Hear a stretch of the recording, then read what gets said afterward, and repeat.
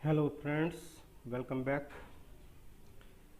Previous lecture में हमने देखा कि आर्मस्ट्रॉन्ग्स एक्सियोम्स कौन से हैं और उसका यूज़ क्या है।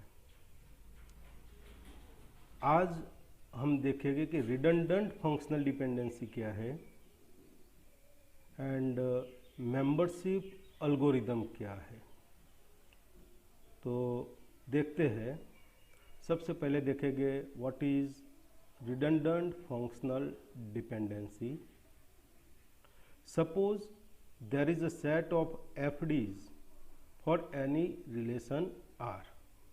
कोई रिलेशन आर के लिए हमें एक सेट ऑफ एफडीज दिया हुआ है। In this set it may be possible that the set contains redundant FD। ये जो सेट में जो एफडीज है उसमें से कुछ एफडीज रिडंडेंट हो सकती है। तो रिडंडेंट एफडी किसे बोलते हैं देखते हैं। A FD in the set is called redundant if it can be derived from the other FDs in the set. तो आर्मस्ट्रॉन्ग एक्सियोम में हमने देखा कि जो आर्मस्ट्रॉन्ग के जो रूल्स है वो रूल्स किस लिए यूज़ होते हैं। तो हमें जो सेट दिया हुआ है एफडीज का उसमें से नई एफडी डिराइव करने के लिए यूज़ होता है। जो एफडी दी हुई है उसमें हमें रूल्स को अप्लाई करना है और इससे हमें कुछ नई एफडी डिराइव होकर के मिलेगी। तो डिराइव्ड होकर हमें जो एफडी मिलती है अगर वो एफडी सेट में है तो उसे रिडंडेंट एफडी बोलते हैं। देखते हैं एग्जाम्पल लेकर कि सपोज हमारे पास कोई रिलेशन आर है और इसमें 6 एट्रीब्यूट है A B C D E F. अब हमारे पास एक सेट ऑफ एफडीज है जिसमें कुछ एफडी दी हुई है। यहाँ पर 4 एफडी दी है। FD A to B, B to F, C to D E and A to F. अब here it is clearly seen that the FD A to F is derived from two FDs A to B and B to F because of transitivity rule of Armstrong's axioms। ये जो set दिया है उसमें हम देख सकते हैं कि पहली जो एफडी है वो है FD A to B and दूसरी जो है वो बी टू एफ है। अब ये दो एफडी को हम ले लेते हैं A to B and B to F.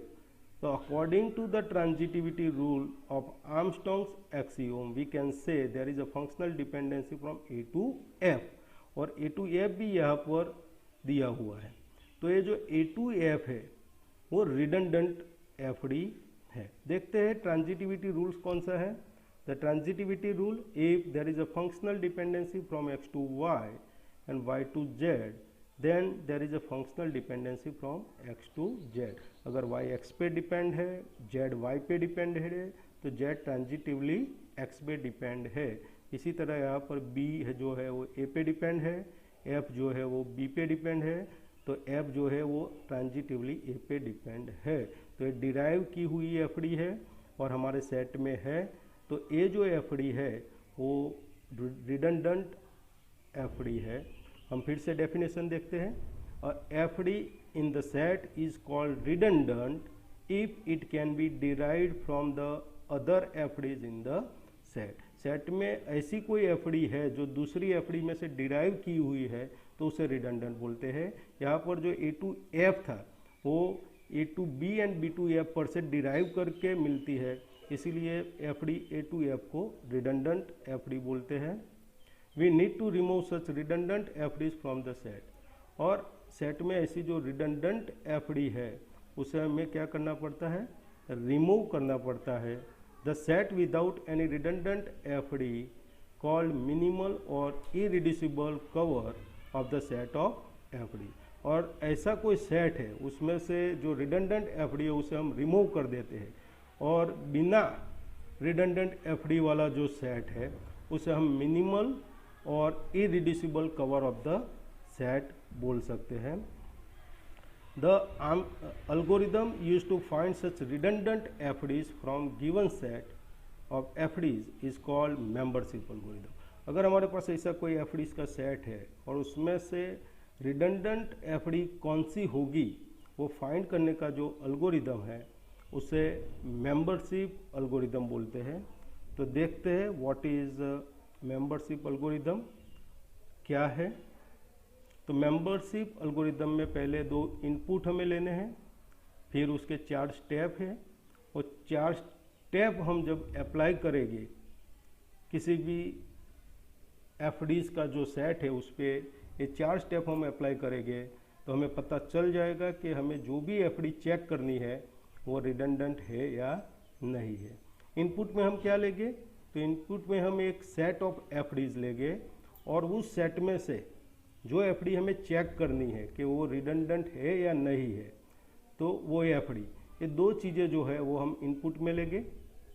यहाँ पर देखते हैं let F be a set of FDs for relation R। तो कैपिटल F क्या है, सेट ऑफ FDs है जो दिया हुआ है। Let small f A to B is a FD to be examined for redundancy. और स्मॉल f क्या है, तो सेट में से ऐसी एक FD A to B है जिसको हमें चेक करना है कि वो रिडंडेंट है या नहीं है। हम स्टेप देखते हैं। पहला स्टेप क्या है, capital F dash is equal to capital F minus small f। तो इसका मतलब क्या है, कैपिटल F जो है वो सेट ऑफ FDs है जो हमें दिया हुआ है और स्मॉल f जो है तो उसमें से जो FD हमें चेक करनी है वो FD है। तो जो सेट है उसमें से जो FD चेक करनी है उसको निकाल देंगे और बाकी की जो FD है उसका जो सेट रहेगा उसे हम बोलेंगे F डैश। फिर हमें T लेना है, T is equal to A। तो ये क्या है, तो ये is a determinant of FD A to B। जो FD A to B हमें चेक करनी है, जो भी FD चेक करनी है उसका जो डिटर्मिनेंट है वो हमें लेना है T में। फिर हमें एक लूप का यूज करना है कि F डैश में जितनी भी FDs है, F डैश में कौन सी FD होगी, तो जो FD चेक करनी है उसके अलावा बाकी सभी FDs होगी तो उसको 1 by 1 हमें चेक करना है। हर एक FD को लेना है और यहाँ पर कंडीशन हमें चेक करनी है। तो देखते हैं क्या है कंडीशन, कि for each FD x to y in F dash do if x is a subset of T then T is equal to T union Y। तो पहले एक FD हमें लेनी है F डैश में से, उसका डिटर्मिनेंट को चेक करना है कि अगर वो T का सबसेट है, अभी T की वैल्यू क्या है A, तो अगर x के जो कंपोनेंट है, x की जो वैल्यू है वो A है, दैट मीन्स उसमें वो इसका सबसेट है तो y को इसमें यूनियन करना है। तो उसके डिटर्मिनेंट को चेक करना है, अगर डिटर्मिनेंट सबसेट है तो y को यूनियन करना है। फिर दूसरी FD लेनी है F डैश में से, उसमें भी डिटर्मिनेंट को चेक करना है, अगर डिटर्मिनेंट T का यूनियन है तो फिर डिपेंडेंट को T के साथ ऐड करना है। फिर तीसरी FD के लिए इस तरह से F डैश में जितनी भी FD x to y है उसके लिए हमें ये कंडीशन चेक करनी है कि if x subset of T then T is equal to T union Y। ये लूप जब खत्म होगा तब T की हमें एक फाइनल वैल्यू मिलेगी। ये फाइनल वैल्यू मिल जाने के बाद हमें स्टेप 4 चेक करना है कि if B is a subset of T then FD A to B is redundant.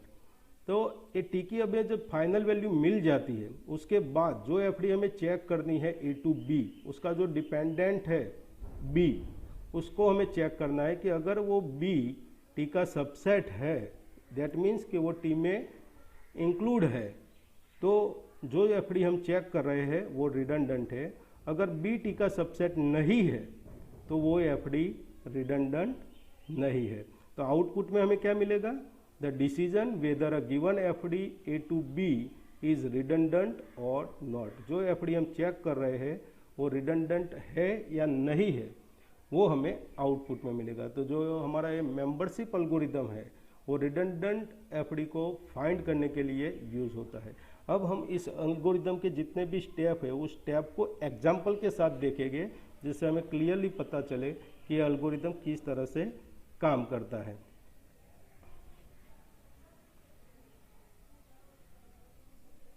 तो एक साइड हम एल्गोरिदम को लेंगे और दूसरी साइड एग्जाम्पल को लेंगे और दोनों को साथ में देखेंगे। अगर according to the step of algorithm हम एक एग्जाम्पल को सॉल्व करेंगे जिससे आपको पता चले कि एल्गोरिदम किस तरह से वर्क करता है। तो सबसे पहले एल्गोरिदम में इनपुट लेना है। पहला इनपुट है let F be a set of FDs. तो एक एफडीज का सेट हमें लेना है। तो एग्जाम्पल में हम ऐसा एक सेट लेते हैं एफ, उसके अंदर 4 एफडी है, FD A to B, B to F, C to D and A to F. Input में दूसरी चीज़ हमें क्या लेनी है कि जो एफडी सेट में से जिस एफडी को हमें चेक करना है वो एफडी हमें स्मॉल एफ में लेनी है। Let small F A to B is a FD to be examined for the redundancy. A B क्या है? ए टू बी ऐसी एफडी है जिसे हमें चेक करना है कि रिडंडेंट है या नहीं। तो हमारे पास एग्जाम्पल में जो सेट है उसमें से हम चेक करेंगे ए टू एफ।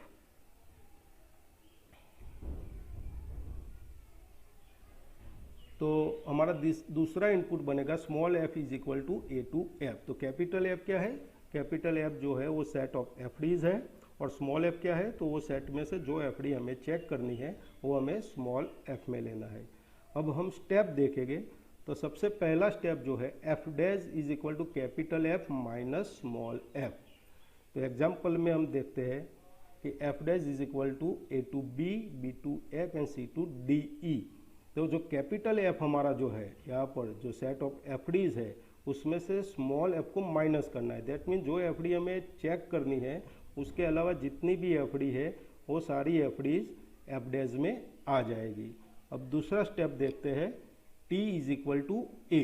अब जो एफडी हमें चेक करनी है यहाँ पर ए टू बी, उसका जो डिटर्मिनेंट है उसे हमें लेना है टी में। तो यहाँ पर भी हमें जो एफडी चेक करनी है वो है ए टू एफ। तो टी की वैल्यू क्या हो जाएगी? ए। तो यहाँ से जो डिटर्मिनेंट ए है वो हम टी में स्टोर करते हैं। अब तीसरा स्टेप देखते हैं। यहाँ पर एक लूप है और एक कंडीशन चेक करनी है। For each F D X to Y in F dash do if X is a subset of T then T is equal to T union Y. तो एफ डैश के अंदर ये जितनी भी एफ डी है उसे 1 बाय 1 हमें check करना है। पहले हम ए टू बी लेंगे तो एल्गोरिदम में ए टू बी क्या हो जाएगा? X to Y. फिर हम बी टू एफ लेंगे तो एल्गोरिदम में वो एक्स टू वाई हो जाएगा। फिर हम लेंगे सी टू डी तो एल्गोरिदम में वो एक्स टू। तो यहाँ से हर एक एफ डी को लेना है और इसके लिए एक कंडीशन चेक करनी है। तो पहले हम लेते हैं ए टू बी और फिर एक कंडीशन चेक करते हैं कि जो एफ डी हम लेते हैं उसका जो डिटर्मिनेंट है क्या वो टी का सबसेट है। तो यहाँ पर हम ए टू बी लेते हैं तो उसका जो डिटर्मिनेंट ए है वो टी का सबसेट है क्योंकि ये टी में भी है। अगर सबसेट है तो हमें क्या करना है? डिपेंडेंट को टी के साथ यूनियन करना है। तो यहाँ पर जो डिपेंडेंट बी है वो टी में आ जाएगा। तो क्या बनेगा? टी इज इक्वल टू ये तो है और यहाँ से बी आ जाएगा तो T is equal to A B बनेगा। फिर हम दूसरी एफ डी लेंगे बी टू एफ। ये बी टू एफ के लिए एक कंडीशन हम चेक करेंगे कि क्या इसका जो डिटर्मिनेंट बी है वो टी का सबसेट है। तो यहाँ पर टी की वैल्यू है ए बी और ये बी है वो ए बी में आ जाता है तो ये इसका सबसेट है। तो इसका जो डिपेंडेंट है एफ उसे हम टी के साथ ऐड कर देंगे तो टी की वैल्यू बनेगी ए बी एफ। अब हम तीसरी एफ डी के लिए सेम चीज़ चेक करेंगे सी टू डी के लिए कि क्या इसका ये डिटर्मिनेंट सी है वो टी का सबसेट है। तो यहाँ पर टी की वैल्यू है ए बी एफ, इसमें सी नहीं है तो ये जो सी है वो टी का सबसेट नहीं है। इसीलिए ये जो इसका डिपेंडेंट डी है उसको हम टी में ऐड नहीं करेंगे। तो एफ डैश में जितनी भी एफ डीज है सभी एफ डीज के लिए हमें डिटर्मिनेंट को चेक करना है। डिटर्मिनेंट अगर टी का सबसेट है तो डिपेंडेंट को हमें टी में ऐड करते जाना है। कब तक? यहाँ पर जितनी भी एफ डी है सारी एफ डी खत्म ना हो जाए तब तक। अब ये लूप कंप्लीट होने के बाद हमें टी की एक फाइनल वैल्यू मिलेगी। एग्जाम्पल में हम देख सकते हैं कि टी की फाइनल वैल्यू है ए बी एफ। तो आगे हमें क्या करना है? फिर हमें कंडीशन चेक करने के जो F D A to B हमें चेक करनी है उसका जो डिपेंडेंट है बी वो अगर टी का सबसेट है तो ए टू बी रिडंडेंट है।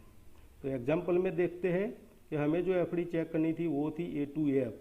तो क्या एफ टी का सबसेट है? तो यहाँ पर टी की वैल्यू है ए बी एफ, तो हाँ F is a subset of T, इसीलिए हमें जो एफ डी चेक करनी थी ए टू एफ वो रिडंडेंट एफ डी है। तो ये एल्गोरिदम से, मेंबरशिप एल्गोरिदम से हमें क्या आउटपुट मिलता है?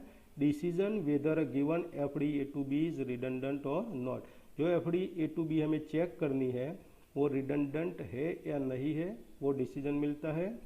और यहाँ पर ये एल्गोरिदम के स्टेप है। इस तरह से हमने एल्गोरिदम को अप्लाई करके एक एग्जाम्पल भी सॉल्व किया है। तो स्टूडेंट आपको क्लियरली पता चल गया होगा कि मेंबरशिप एल्गोरिदम जो है वो किस तरह से वर्क करता है। तो आज हमने देखा कि रिडंडेंट फंक्शनल डिपेंडेंसी क्या है, मेंबरशिप एल्गोरिदम के स्टेप कौन से हैं, and according to membership algorithm किसी एग्जाम्पल को अगर हमें सॉल्व करना है तो हम किस तरह से कर सकते हैं। Thank you.